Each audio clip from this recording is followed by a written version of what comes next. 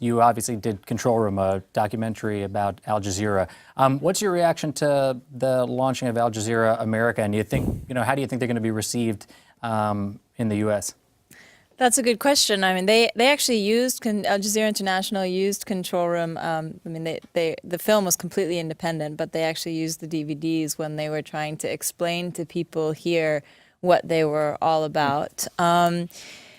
I heard that Time Warner didn't Time Warner pull back? Time Warner pulled it off here in Los Angeles, across the country. They pulled Al Jazeera off immediately after the deal. Yeah. Well, so that's one reaction. What did you think about that? Well, I thought that was an interesting move that they kind of pulled back from. I mean, that was kind of it was a crazy move, right? Yeah, I mean, it seemed like, yeah. I mean, obviously. Why are people so scared still? I mean, after your films come out, after we've seen some of the award-winning stuff that Al Jazeera's done, right. Why are people so scared in the United States of Al Jazeera? Yeah, that's a very good question.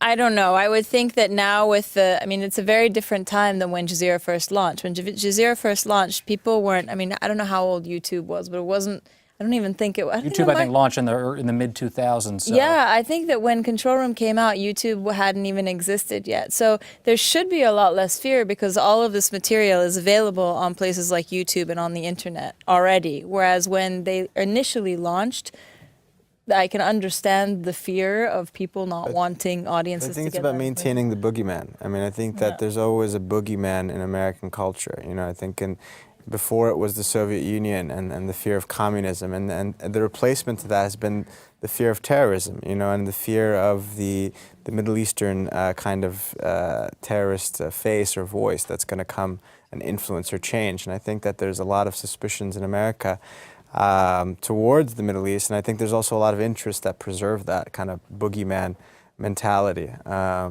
mean, you even look at shows like Homeland, and they kind of, it's pop culture, but it does kind of show you this fear of this American guy coming to the Middle East, going to come back, he's going to be turned, So I think that kind of, there's cultural implications and sensitivities that are at play here.